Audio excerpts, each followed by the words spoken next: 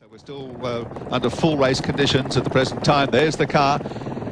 That's at Repco Bend, and Brad Jones is... Whoa! That's Alan Jones! Alan Jones! The car's on fire, stopped in the middle of the circuit. Goodness me, Alan Jones. Well, the race leader. That one is going to be in bad shape. Now they're going to have to get a hell of a lot more extinguishers down there to get that one under that control. fellow isn't going around the other side, and I don't blame him. He doesn't want to get onto the track. Especially the smoking. He's not. The extinguisher is not doing the job. That is going to really get moving. If he doesn't get around behind the tire, now he's just... No, he's not going to do it. He's got to get out of there. You better walk away from it. Yeah. That's going to be a dangerous situation shortly. A Conrod straight.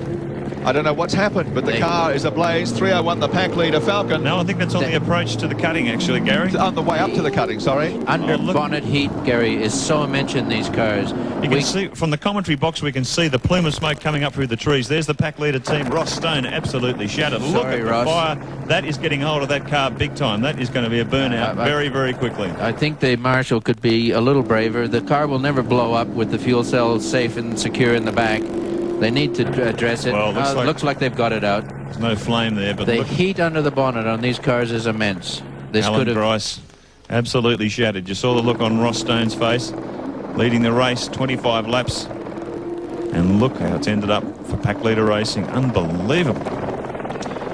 That is actually the second car that Alan Jones has been driving and it's caught fire. There's one at Lakeside a couple of years ago, Glenn Seaton. I was just thinking of that before at Lakeside. One of the Peter Jackson Falcons, Jones was driving in a touring car around. That one burst into flames. Jones got out of that in a hurry, but this is a very different situation. Let's have a look at this on replay.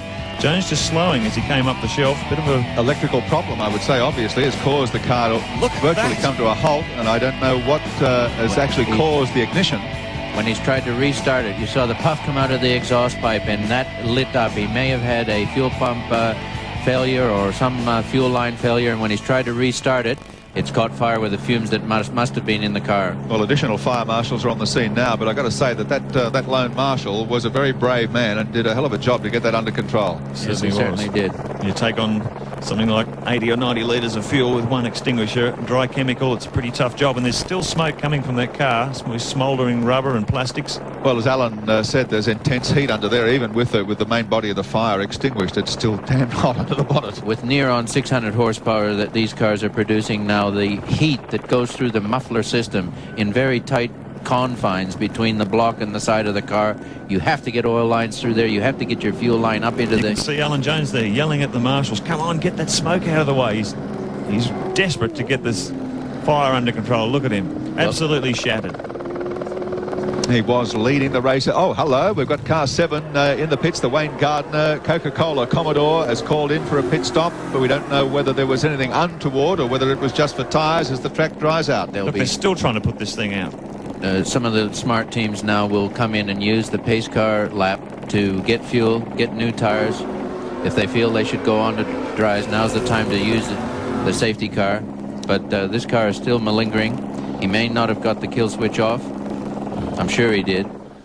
But commiserations to Andrew Madecki driving the team car with Romano. We saw pit very early on in the race. It's just amazing how the fortunes in this place can turn with the snap of a finger. Car 7 rejoined the race in 11th position. Looks like they got the fire under control there now, but what a shattering result for pack leader racing. It's one thing to see a stranded car, as we did a minute ago with the Coke car, but at least it was in one piece. But Alan Jones watching $300,000 on fire is not a pretty sight. But I think they've saved the better part of it. It doesn't look pretty, but it does look fairly safe. No doubt during the course of the day we'll find the cause of that ignition. The combustion. The car just virtually blew up. It's the first time we've seen that in a long time, but I do believe he was trying to restart it. There were fumes in the area of the exhaust pipe, and she just took off. Well, sensational development on the 25th lap of the AMP Bathurst 1000, and there's Alan Jones. You can see still pacing up and down, just absolutely furious with the world, because there is a dream shattered here. As we've said only just a few moments ago, what an enormous effort Alan Moffat observed to get this car up and running in 1 year, to put it in a position where it was leading the AMP Bathurst 1000 and looking for all the world like a strong contender to finish the race at the front. Can you imagine what's going through Alan Jones' mind now? This is the one race left that he wants to win, and he would have been thinking at lap 25, boy, are we on a roll here. Well, he can be proud of one thing. they would have put everything they had into it. And you can see the crew are absolutely shattered as well, just stunned into silence in their pit bay, watching our 7 Network pictures being beamed from the 7 chopper at the top of Mountain Straight, the field coming back.